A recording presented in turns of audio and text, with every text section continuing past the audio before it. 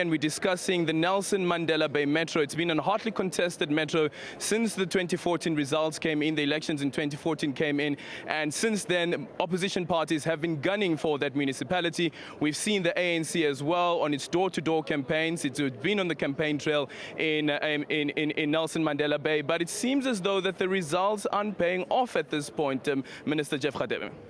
Well, it's still too early to call. As you can see, not all the votes have been counted in Nelson Mandela Bay, but the good news is that we have won 5 wards, 3 from the DA, 1 from UDM and 1 from the Independent, which indicate the trend that we have. I also understand as well that in terms of the wards, the ANC has more wards than other political parties. So I think let's wait until everything has been counted. I'm sure the ANC have been running a very positive campaign. We ought to have a positive outcome of the results in Nelson Mandela Bay.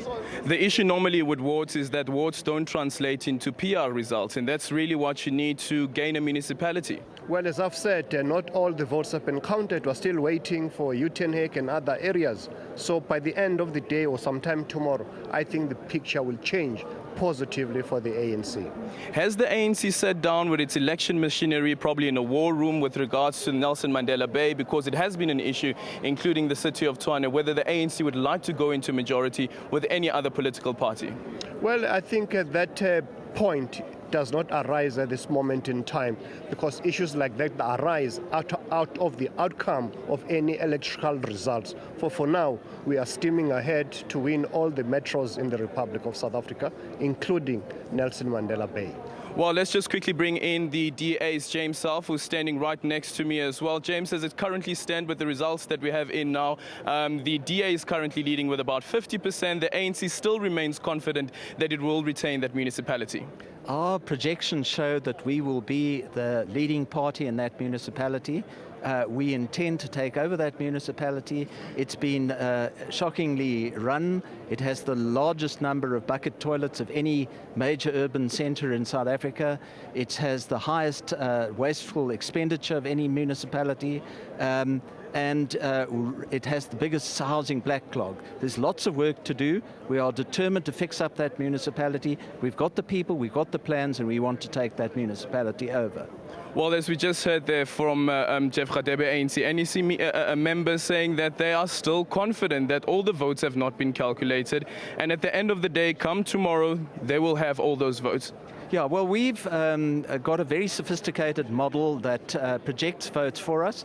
We believe that we will emerge as the leading party in that. We might not get an overall majority in that municipality, but we are determined to govern it and to bring the DA's hope of change that creates jobs and cuts corruption.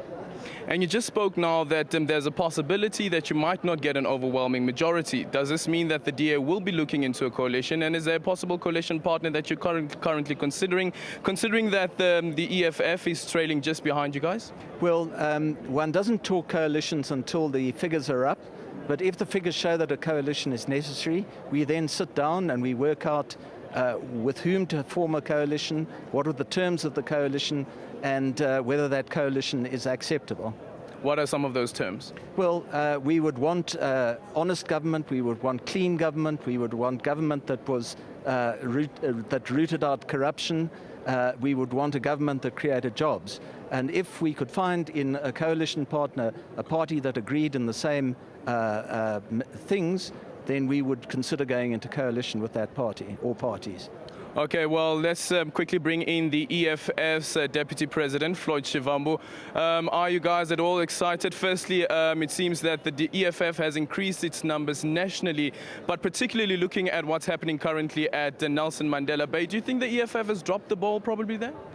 No, look, we've not dropped the ball anyway as the EFF. We came into the 2016 local government elections fully aware that these are make or break elections. And we think that with the numbers that we've got thus far, as the EFF were making progress. We're growing as an organization. Majority of political parties that got to exist in South Africa post-1994, they stumble when it goes to local government elections. The EFF has shown its strength, its staying power, And the good thing about that is that our votes are now evenly spread across all provinces. We have got wards that we have won in Mtubatuba, in Jozini, in Nongoma, in Abaqulusi. We have got representatives in all corners of South Africa, and which is great. And there are municipalities which are going to need the voice of the EFF to be decided when they have to constitute the executive councils of municipalities.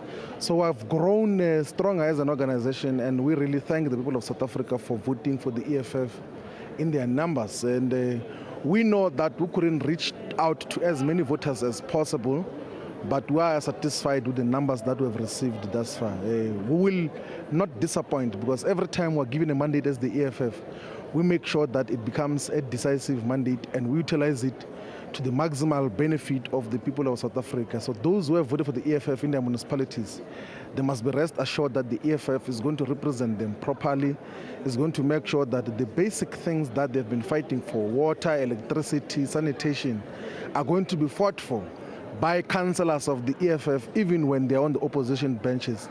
They're going to fight against all forms of corruption in all the councils. So the EFF is in a better space because we are a relatively new organization. We have just turned 3 now, and already to be competing at this space as one of the top 3 decisive political parties, it's quite an achievement. Is that an excuse, though? You keep on saying that the EFF has just turned 3 during your election manifesto launch. You made sure that you put the message across that the EFF will be taking on some of these municipalities. 75% of the votes have been tallied across the country, and currently the EFF sits at 0 councils. No, look, yeah, we have not won any municipalities. We had wished that we would win certain municipalities, but we have not won it. Are you disappointed? We are not disappointed at all.